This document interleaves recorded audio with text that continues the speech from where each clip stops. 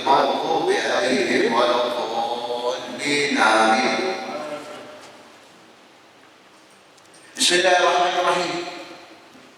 الحمد لله رب العالمين والصلاة والسلام على سيدنا محمد وعلى آله وصحبه أجمعين. أما بعد، نويت التعلم والتعليم والتذكر والتذكير والنفع والانتفاع والإفادة والاستفادة والحث على التمسك بكتاب الله تعالى وسنة رسوله والدعاء على الهدى والدلالة على الخير ابتغاء وجه الله تعالى وقربه وثوابه. آمين.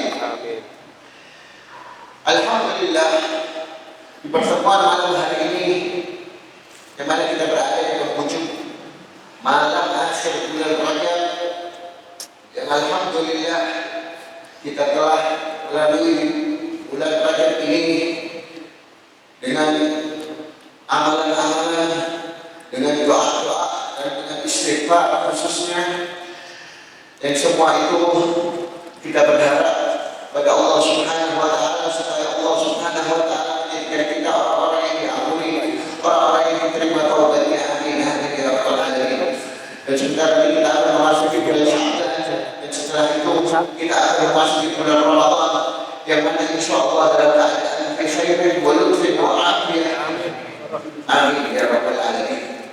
Melanjutkan taklim dalam pembukaan kitab Bidayatul Hidayah ini, kita sampai di qaul musannif rahimahullah wa'lam rahimahullah anna an-nasa fi talab al-ilmi ala salasati ahwal. Al-Imam Al-Ghazali beliau menyebutkan setelah memberitahu kepada kita kemarin akan bahayanya niat yang salah dalam menuntut ilmu, dalam hadir di majlis-majlis seperti ini, dalam kita mengkaji kitab, bahaya daripada niat yang salah tadi yang telah disebutkan pada pertemuan yang lalu, Masya Allah. Dan sekarang beliau akan memberitahu kepada kita, yakni ketahuilah, kata Imam Al-Ghazali, wa'lam rahimahullah, semoga rahmat Allah Subhanahu wa Ta'ala meliputi kita semuanya, an-nas, sesungguhnya manusia itu di dalam menuntut ilmu, yakni hadir majlis seperti ini atau menuntut ilmu kepada seorang guru, kepada seorang ustaz, kiai, syekh, ada salah satu akwal, ada tiga keadaan.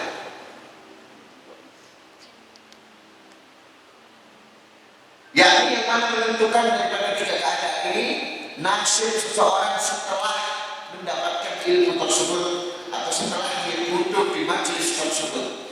Yang pertama, rajulun, seorang talabul ilmi liyadkhirahu zayan minal ma'ad. Seorang menuntut ilmu untuk menjadikan bekal, perbekalan ilmu tadi untuk apa? Minal ma'ad, yakni yaumul akhir, untuk perbekalan hari akhir nanti. Walam yaqsid bihi illa wajh Allah Ta'ala. Dan dia tidak bertujuan ketika dia menghadiri majlis, ketika dia menuntut ilmu, kecuali semata-mata hanya karena Allah Subhanahu wa Ta'ala. Wal darul akhirah, dan pertujuannya hanya untuk mendapatkan hari kiamat nanti dalam keadaan selamat. Jadi dia menuntut ilmu tujuannya supaya selamat nanti di hari kiamat. Kata beliau, Imam Al-Ghazali, "Bahaya minal faizi." Allah menjaga itu. Amin ya Rabbal. Dan golongan ini, laki-laki seperti ini, orang yang menuntut ilmu seperti ini, dia termasuk golongan orang-orang yang beruntung, orang-orang yang najihin min adzabilillah Ta'ala, orang-orang yang selamat daripada azabnya Allah Subhanahu wa Ta'ala. Akan tetapi ketahuilah, tujuan seseorang dalam menuntut ilmu seperti ini, keadaan seseorang, bukan tujuan lagi, keadaan seseorang dalam menuntut ilmu seperti ini ada tanda-tandanya, ada alamatnya. Di sini disebutkan di kitab Karena Syekh Imam Nawawi Al-Bantani, Syekh Muhammad Nawawi Al-Bantani dari Banten, yang ukurannya di Mekah, dia seorang ulama besar. Dia mensyarahkan kitab-kitab para salaf. Ini masya Allah, syarahnya sangat jelas, sangat gampang dipahami. Beliau mengatakan di sini alat urusan tandanya ada tiga. Orang yang benar-benar dalam menuntut ilmu tujuannya karena Allah Subhanahu wa Ta'ala, datang ke majelis, duduk di pengajian, menghadiri pengajian, mendengarkan apa yang disampaikan oleh para masyayikh, para ustaz, para kiai, para habaib. Ini tujuannya untuk hari kiamat, untuk bekal hari kiamat nanti, dan untuk Allah Subhanahu wa Ta'ala. Ini ada tiga tanda. Yang pertama, ada tolak dunia ilmu. Bertujuan dalam menuntut ilmu tadi bukan untuk dunia. Tidak ada tujuan dalam menuntut ilmu tadi untuk dunia. Yakni tidak ada tujuan untuk dunia dalam mencari dunia dengan ilmu tadi. Jelas ya? Pertama tandanya tidak ada tujuan mencari dunia dalam menuntut ilmu, dalam ilmu yang ingin kita dapat.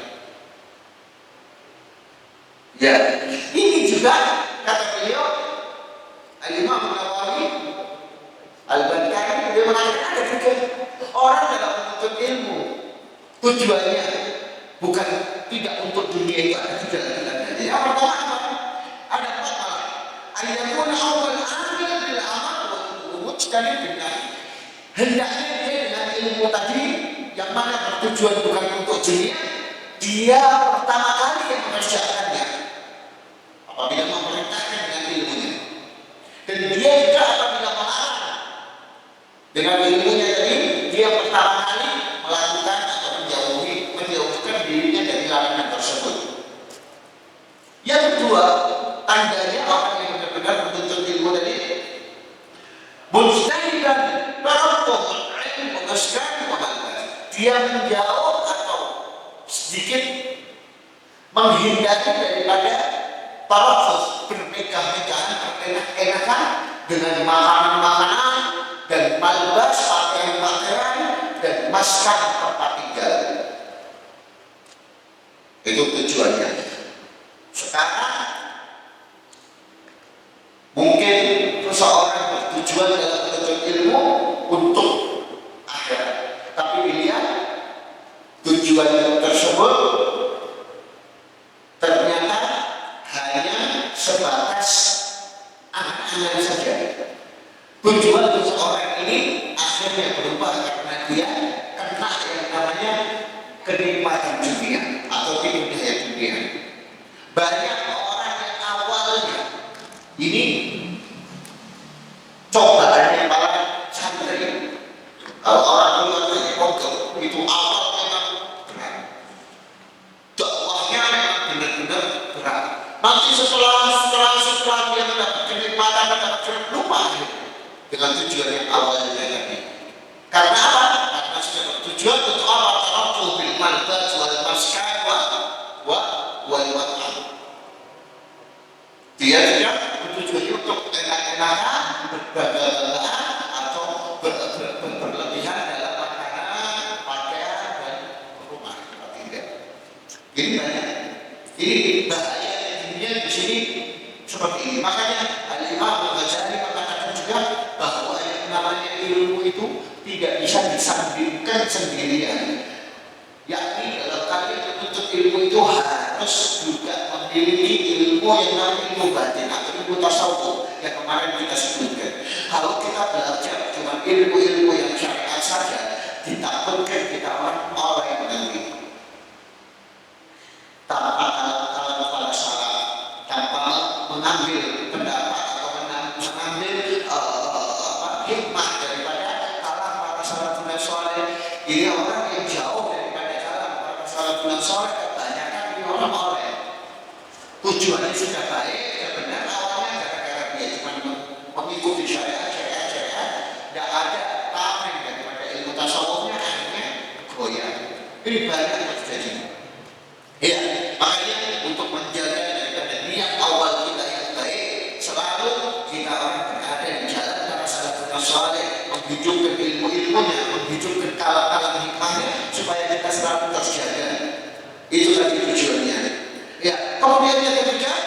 munqadiran munazilan an mukhalafati sultan. Ini sudah tanda yang ketiga. Yang ketiga, dia selalu menahan dan menjauh mu'tazilah. Munazilah ini mencabut diri, menjauh daripada mukhalafati sultan, bergaul dengan para pemerintah, masuk dalam pemerintahan wali kota, presiden, gubernur dan lain-lain. Kalau sudah masuk di situ,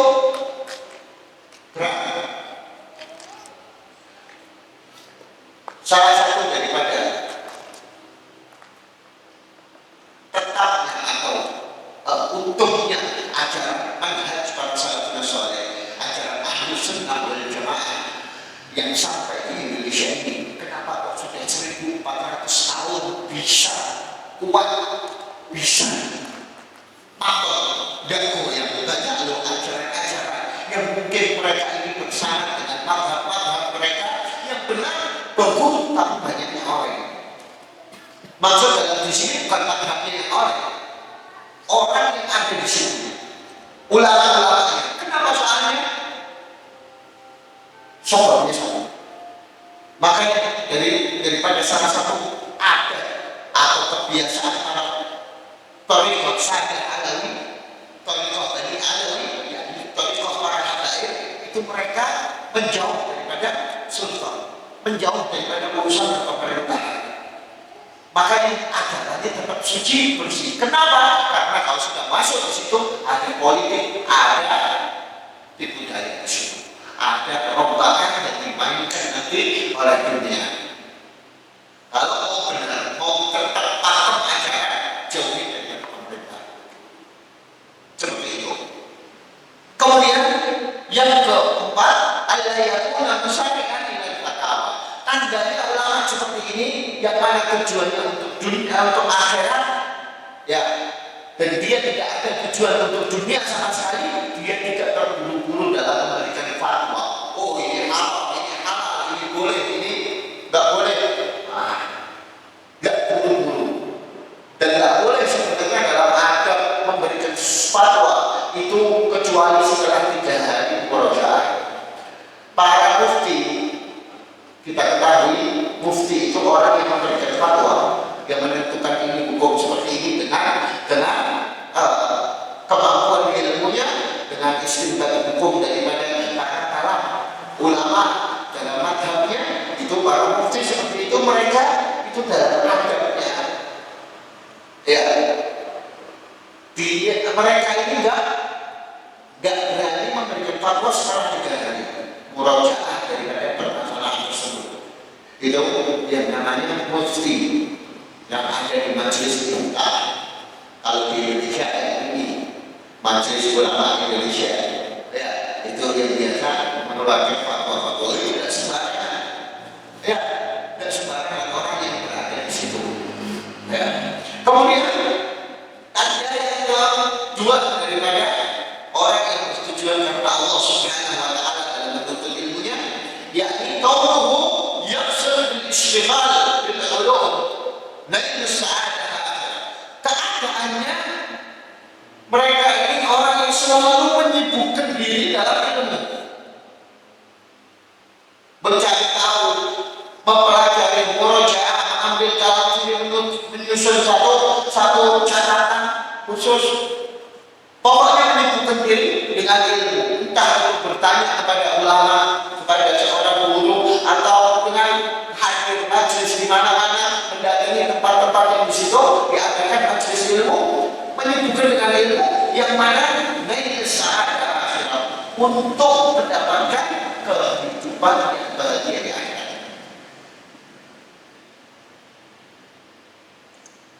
Itu keadaannya. Jadi orang yang seperti itu tujuannya karena Allah Subhanahu wa Ta'ala, itu hadir di majelis-majelis gemar sama ilmu. Karena apa?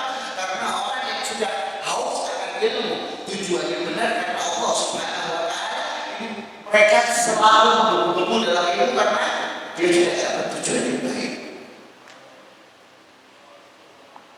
Nah, ini keadaan orang seperti ini apabila dia meninggal, apabila dia diangkat Ini yang disebutkan di dalam hadis Rasulullah SAW, akan dikumpulkan sederajat bersama para anbiya wal mursalin. Orang yang mati dalam keadaan menunggu dalam menuntut ilmu. Allah berkata ini, jadi di daerah kita alhamdulillah banyak para ulama, banyak orang-orang saleh, banyak orang alim. Ambillah ilmu dari mereka. Walaupun kita akan mendapatkan sedikit, kalau kita takut, insya Allah kita akan ketularan alim. Kalau kita anak cucu kita amin. Kemudian yang ketiga, qauluhu i'timatuhu 'ala ittiba'i Nabi sallallahu alaihi wasallam bi aqwalihi wa af'alihi. Keadaan seseorang ini tujuannya karena Allah Subhanahu wa taala dan akhirat, itu keadaan orang tersebut itu selalu dalam mengikuti jejaknya Rasulullah SAW dalam perkataan maupun pekerjaan. Bahkan timbul rasa iba di dalam mengamalkan sunnah-sunnah Rasulullah SAW. Banyak cerita para ulama ini, kalau lihat orang, jangankan mukhalafah al-syar'i, yang mukhalafah dari kata syariat orang yang haram, yang mukhalafah al-sunnah aja kadang marah. Ya, contohnya Habib Ahmad bin Muhammad al-Baghdad, ya, yang menyusun berjidah ya Allah biha ya Allah biha ya Allah biha khatimah, ya, yang menyusun berjidah di anak-anak dia mana dia dapat syarat dan lain-lainnya. Ahmad bin Muhammad al-Baghdad dan anaknya dikumpulkan di mana, di Ahmad Habib Muhammad bin Ahmad. Itu beliau pernah hadir di satu Jumatan. Ini hadir di satu Jumatan di kota Syariah, di kota. Ketika itu khatibnya yukhalif al-sunnah. Khatibnya yang khutbah sama yang imam ini melenceng daripada sunnah yang diajarkan oleh Rasulullah, bertentangan dengan sunnah Rasulullah. Apa itu? Khutbahnya dipolor-polor panjang-panjang.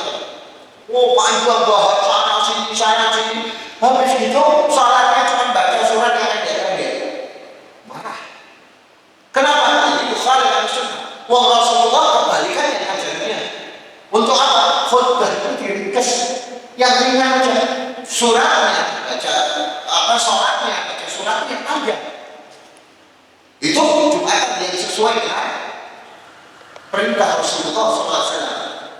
Ketika itu dikumpul itu orang, habis sholat kakinya dipentung, gara-gara marah melihat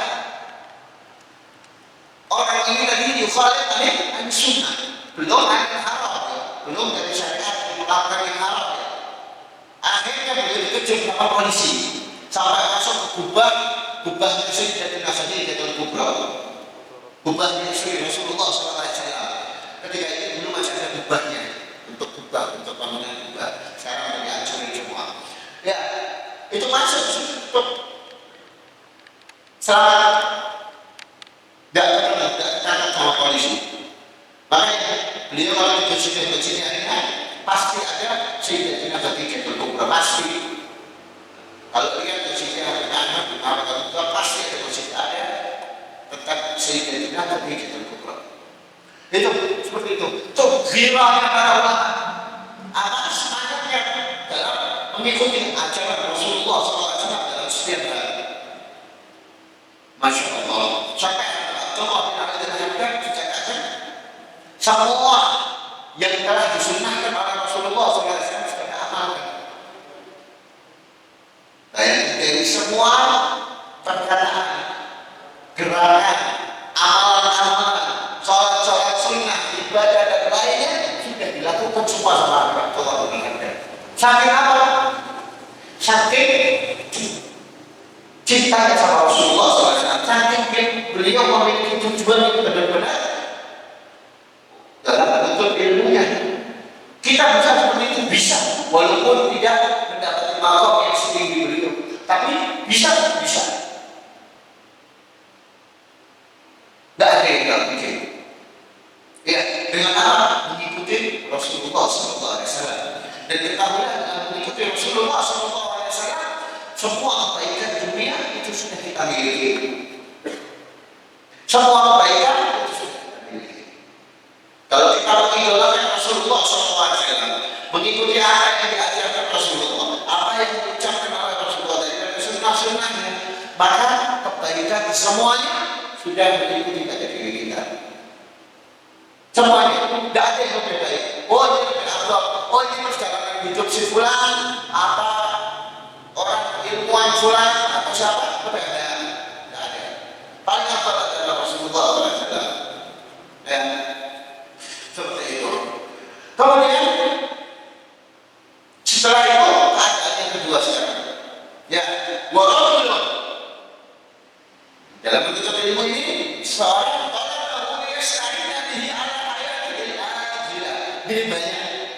ini banyak orang yang mana dalam menuntut ilmu itu liyasta'ina bihi ala hayatil ajlah. Tujuannya untuk membantu menyokong dalam kehidupannya yang sementara ini di dunia.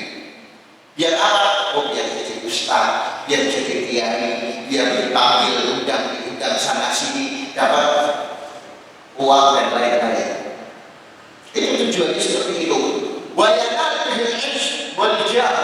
Supaya mendapatkan al-quwwah wal karam, suatu kekuatan dan kemuliaan. Biar dapat kemuliaan tujuannya wajah mendapatkan kedudukan martabat. Ya. Wal mal mendapatkan harta. Bahwa orang ini tahu belajar satu ilmu tak pelajari, setelah itu langsung buka majelis sana, buka majelis sini, buka tujuannya oh ini biar anak mengajar, oh ini punya pengikut. Bahwa anak yang benar, orang itu tahu dia seperti itu. Mustahilun kelbi, dia nyadar di hatinya rata hali, kehinaan keadaannya, hinaan keadaannya. Dia sadar. Wah, aku tak belajar ilmu, tak belajar apapun ya.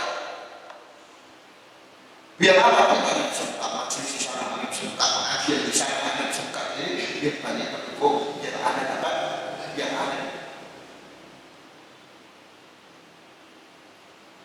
Banyak kata nama ini. Bahwa ada dari wakil sahab ini dan jeleknya tujuannya dia tahu. Orang seperti ini tahu. Bahaya dengan mukhatirin, ayat al-muqarrabin, anfusahum ala khatir al-halam. Seperti ini keadaan orang ini, dia keadaan yang sangat bahaya, khatar. Yakni apa? Muqarrabin, dia telah mendekatkan dirinya dalam keadaan bahaya yang hancur dunia dan akhirat. Beliau mencari. Ya, banyak. Wah enak ya, jadi ustaz. Wah enak ya, jadi kiai, diundang sana sini. Aku tak belajar bismillah. Apa biasanya? Oh belajar tahlilan biar bisa mimpin tahlil, belajar maulid biar bisa mimpin maulid. Ya kan? Belajar apa? Satu kitab, dua kitab biar bisa buka pengajian. Habis itu buka pengajian di sana di sini. Biar apa? Biar anak dapat penghasilan, biar anak dapat kedudukan, biar anak diambil seorang guru, ada seorang alim, ada seorang tetangga. Banyak yang punya. Kemudian keadaan seperti ini apa? Kenapa kok bahaya? Paling ada bahwa ajalmu. Kau boleh tahu kalau telah datang tiba ajalnya, kematiannya sebelum tobat. Masyaallah. Tiba alaihi su'ul khatimah. Ditakutkan orang seperti ini mati dalam keadaan su'ul khatimah. Ini maka iman mati dalam keadaan apa keimanan. Waliyadillah dzalik wa bari amruhu fi khatratil masyiah. Dan terus menerus kalau dia belum tobat, kehidupan dia dalam keadaan bahaya akan ketentuan Allah Subhanahu wa taala. Insya'a wa insya'a ada. Kalau Allah kehendaki diampuni, kalau Allah tidak kehendaki disiksa. Bahaya. Ya. Tapi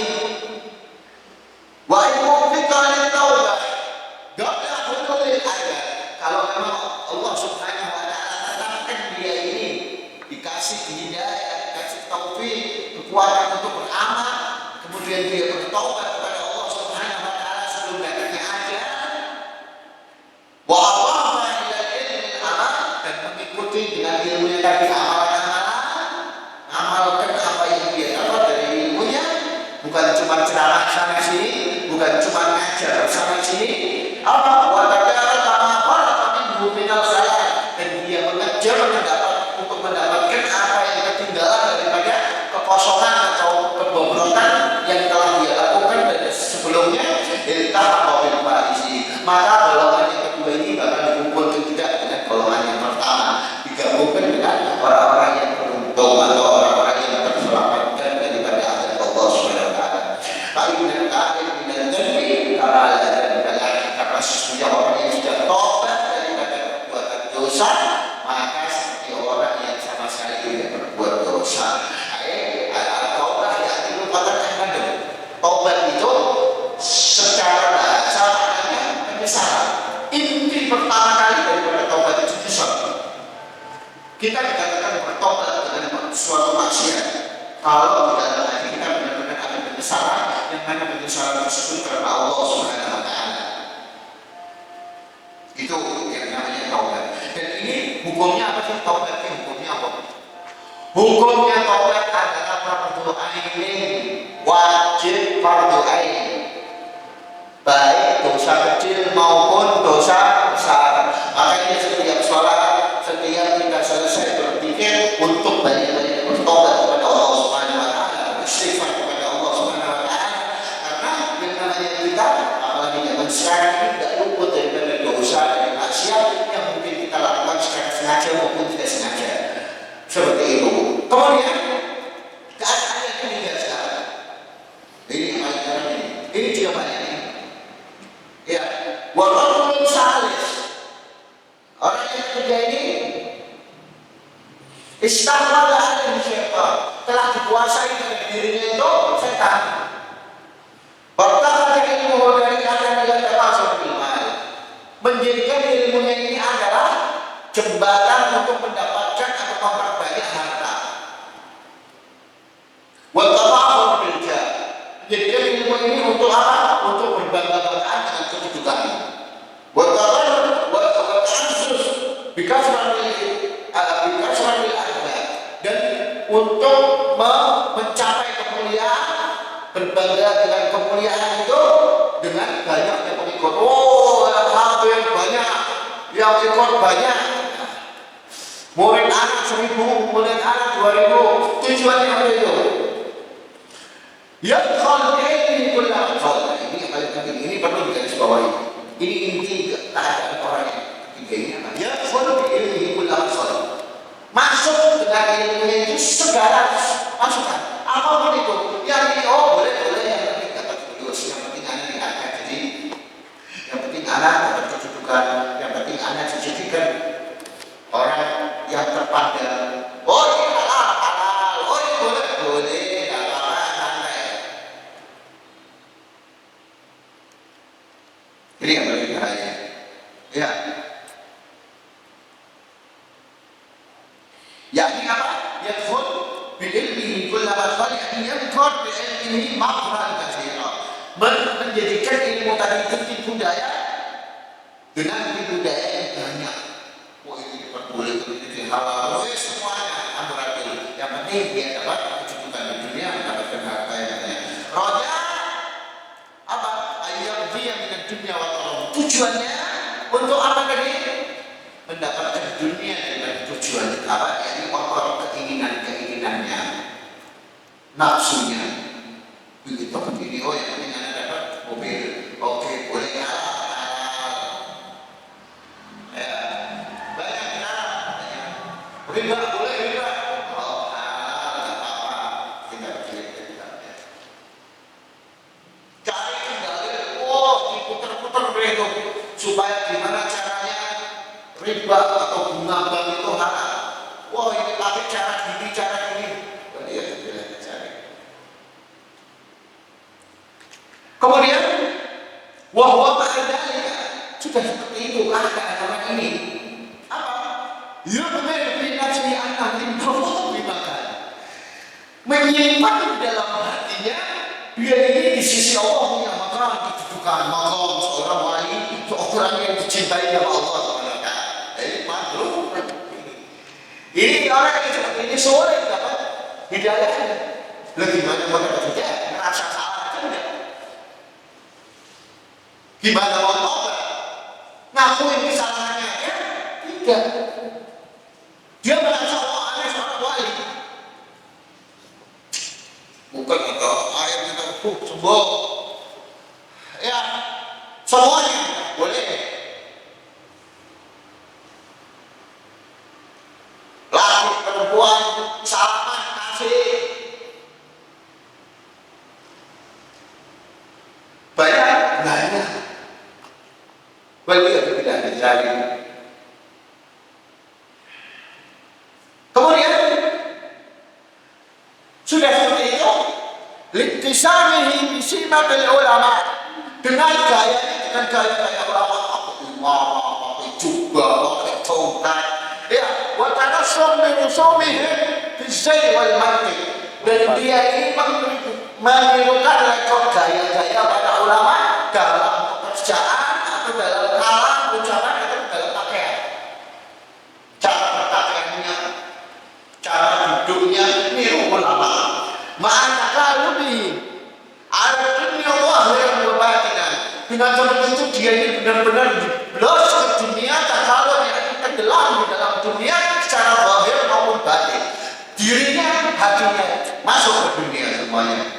Waliyahillah disari pahala minal halikin. Ini kalau ayat ketiga termasuk golongan orang-orang yang celaka, orang-orang yang hancur. Waliyahillah disari wa minal haqqal maqrurin, termasuk orang-orang yang memiliki kebodohan yang menyesatkan.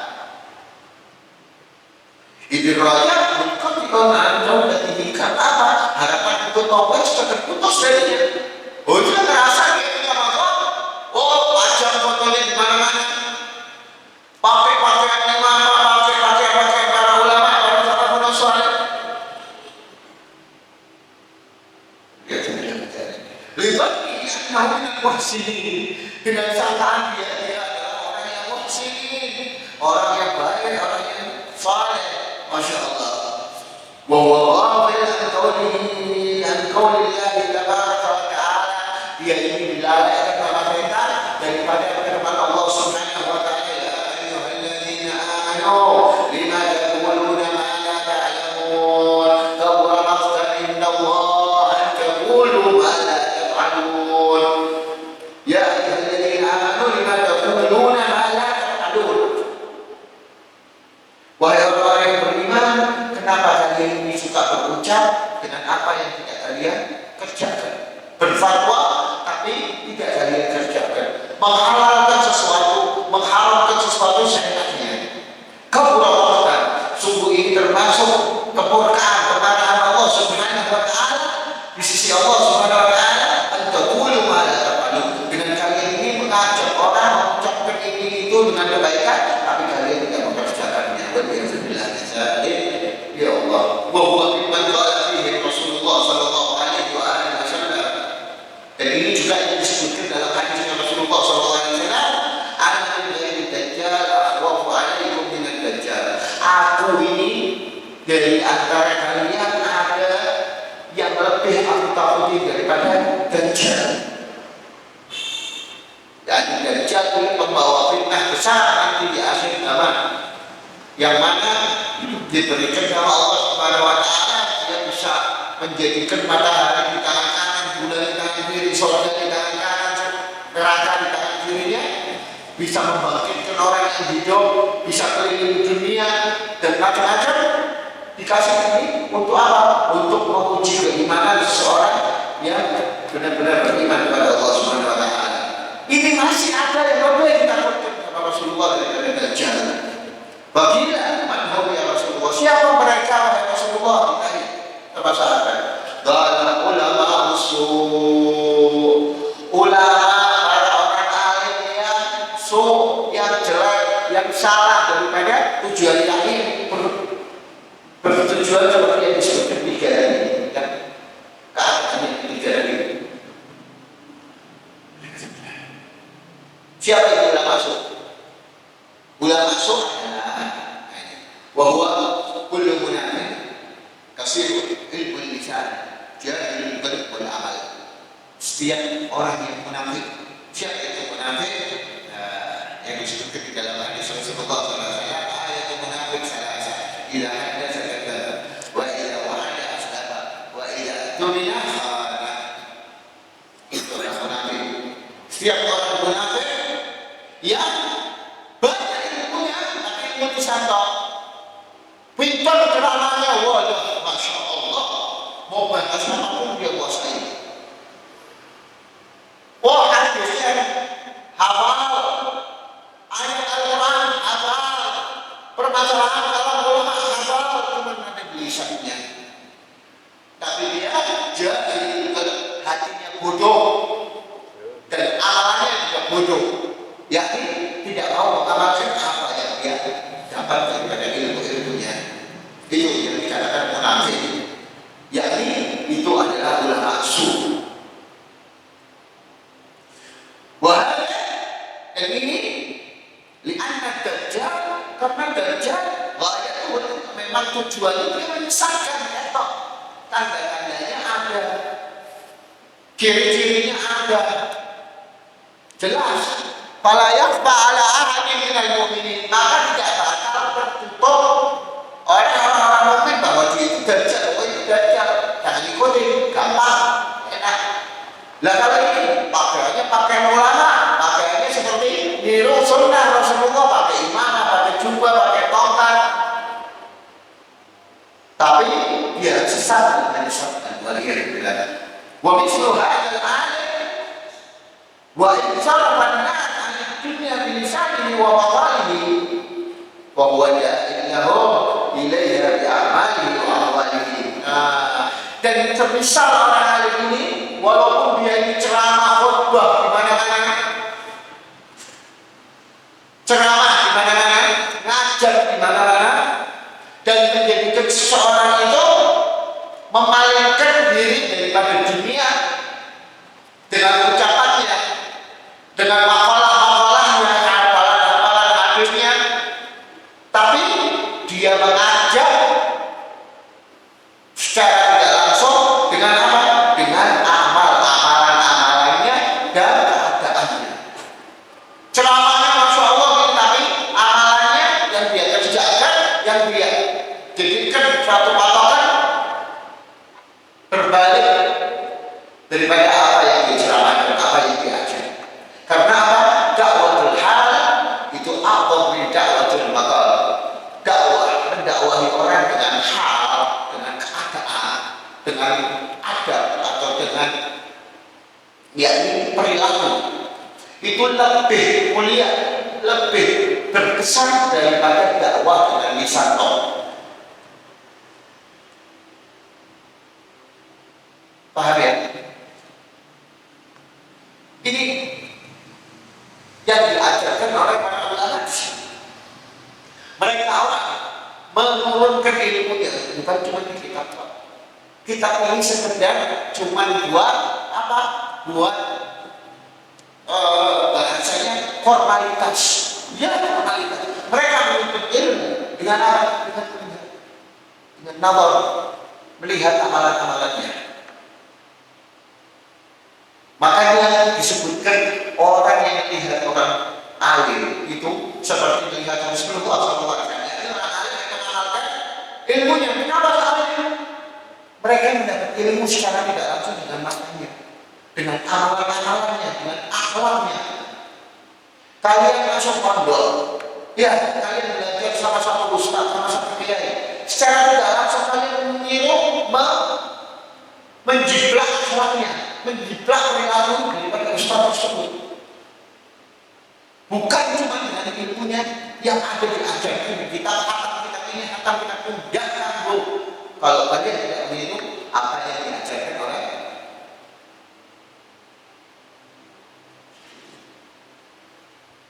ulama-ulama zaman dahulu, mereka orang ini perilakunya dari akhlaknya semua mengikuti Rasulullah SAW. Yang murid-muridnya otomatis secara tidak langsung mengamalkan apa yang dia lihat. Karena yang namanya nazar, pandangan, itu lebih cepat daripada mungkin kita mendengar masih susah di otak. Tapi kalau sudah memandang itu langsung ke hati. Makanya ulama jangan dahulu, orang soleh jangan dahulu. Anaknya ini ya kalau lewat pasar atau lewat mana tempat-tempat maksiat atau tempat-tempat yang jelek, ditutupi matanya. Tidak boleh lihat. Kenapa? Takut dengan pandangan itu nanti masuk langsung ke hati. Iya banyak. Betul. Berapa banyak orang hancur gara-gara pandangannya? Berapa banyak orang sesat berbuat maksiat gara-gara pandangannya? Karena langsung di ke hati. Nah kalau kita setiap hari disuguhi dengan amalan, dengan akhlaknya seorang guru kita yang mencontoh Rasulullah SAW, ya gimana gak mau alim, gimana gak meniru? Dia banyak. Nah itu makanya pentingnya kita orang ini duduk bareng dengan para ulama, kumpul bareng dengan para orang-orang soleh seperti itu. Betul kan? Walaupun itu mungkin dikatakan hadisnya hadis dhaif, tapi benar. Dikatakan duduk dengan ulama seperti duduk dengan perbuatan Rasulullah. Mungkin hadisnya dianggap hadis dhaif, ya, tapi nyata. Ya, ya. Karena apa? Semua perilakunya begitu. Rasulullah SAW seperti itu. Kemudian, ini makanya disebutkan ini. Al-Imam Ghazali menyebutkan walisanul hal antaqu bil lisanil maqal. Dan lisan, bahasa tubuh, bahasa gerakan itu lebih fasih daripada bahasa lisan. Itu tadi yang kita dan wataknya manusia. Masya Allah, ilal musa'adah bil amal afyal minha ilal mutaba'ah bil aqwal. Kebiasaan manusia, wataknya manusia itu dalam mengikuti, dalam meniru dengan perilaku seseorang yang dia lihat lebih condong daripada dia ini meniru daripada ucapan yang dia dengar. Dia lihat, dia betul. Fala asadahu hadzal maghrur bi a'malihi aksar mimma asrahu bi aqwalihi. Dan akibatnya yakni yang dirusak daripada orang yang buruk tadi, yang sesat tadi dengan amal-amalnya lebih banyak daripada yang dia perbaiki dengan ucapannya. Dia jelas, dia ceramah di sana di sini bagus, bawa hadis, ngajak orang dalam kebaikan, tapi keadaannya, perilakunya jelek. Maka lebih banyak mana? Lebih banyak orang ikutin kejelekannya. Jelas itu. Illa yastadri'ul jahil al-raghbah fid dunya illa istijra'il ulama. Kenapa soalnya? Karena kita ini orang-orang yang menuntut ilmu ya dalam keadaan bodoh kan, itu tidak akan ada raghbah di dalam dunia, tidak akan ada keinginan di dalam dunia kecuali dengan adanya daya tarik daripada para ulama ini yang mencontohkan dirinya dalam mengejar dunia. Paham? Yang ini kan yukhalif al-syari'ati, menghalalkan segala sesuatu yang penting dia mendapatkan kesetujuan. Bahwa soal ilmu sahabat dan ijtihad lijarah ila illa al-ma'ati, maka akan menjadikan ilmunya itu penyebab daripada terjerumusnya Allah pada kemaksiatan. Wa nafsuhul jahilah mudhillatun ma'a dzalika, dan hawa nafsunya yang bodoh tadi mudhillah, menunjukkan bersamaan seperti itu tumannihi wa turajji, selalu berharap, selalu berangan-angan ya, wa tad'uhu ila ayyamunna 'ala Allah bi'ilmi, dengan mengharap, berdoa, berangan-angan kepada Allah Subhanahu wa taala supaya dia mendapatkan sesuatu daripada ilmunya. Nah, ini juga selamat di dunia akhirat dikumpulkan dengan para ulama. ويخيل إليه نفسه الأمارة أنه خير من كثير من عباده. Dan dia berkhayal dalam dirinya bahwa hawa nafsu yang amarah busuk tadi yang mengajarkan dalam kejelekan tadi, dia berkhayal bahwa dia ini lebih baik, lebih afdal daripada banyak orang. Wah, contoh ulama, ada cium tangannya sama sini, ada pakai sorban, ada pakai imamah, ada lebih afdal. Itu ada nyata. Pokok maka jadilah yang balik. Wahai yang menuntut ilmu minal fariqil awal, termasuk daripada golongan yang pertama ini. Wahda, dan hati-hati antakuna minal fariqil tsani. Hati-hati jangan jadi golongan yang kedua. Fakam min yusawwif ajal qabla taubah khasir. Berapa banyak orang yang menanti-nantikan menunda-nunda amalannya, kemudian kalau datang ajal dan tiba-tiba, maka dia termasuk orang yang rugi. Belum sempat ngamal-ngamal, baik istiwa, baik istirahat, baik akhirnya tidak ngamal-ngamal, mati. Belum tahu apa dia kena. Wa iyyaka dan hati-hati sekali lagi, hati-hati jangan sampai antakuna minal fariqis tsalis, termasuk golongan yang ketiga. Fatahlika halakal la turja ma'ahu falahu. Maka seperti itu menjadikan kita ini orang yang hancur, yang mendapatkan kehancuran yang tidak bisa ada harapan, tidak bisa diharapkan kebaikannya atau keselamatannya atau keberuntungannya. Wes hancur, walaupun tadir salat, dan tidak bisa ditunggu-tunggu dalam kebaikannya atau usaha kesuksesannya dalam mencapai keridhaan Allah Subhanahu wa taala. Hati-hati jangan sampai kita termasuk golongan yang ketiga.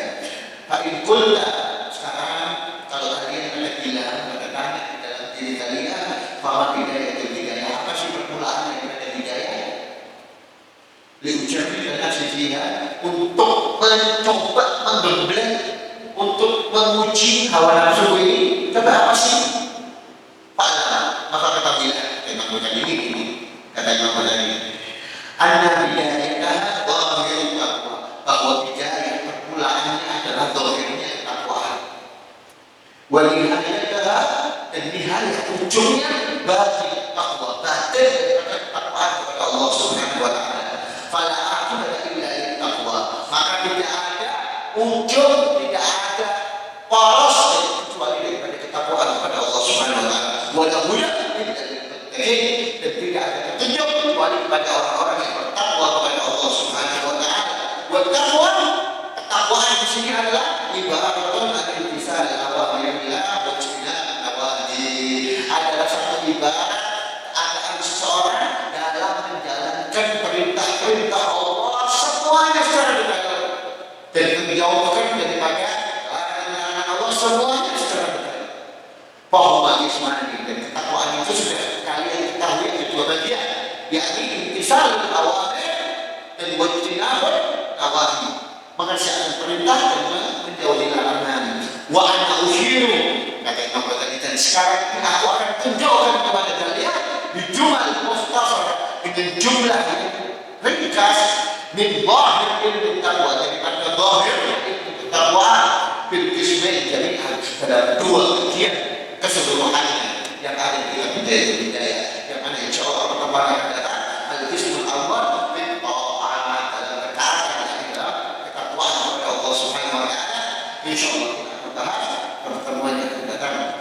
Wallahu a'lam. Subhanallahumma wa bihamdika, asyhadu an la ilaha illa anta, astaghfiruka wa atubu ilaik. Subhana rabbika rabbil izzati amma yasifun, wa salamun alal mursalin, walhamdulillah. ربنا اعترفنا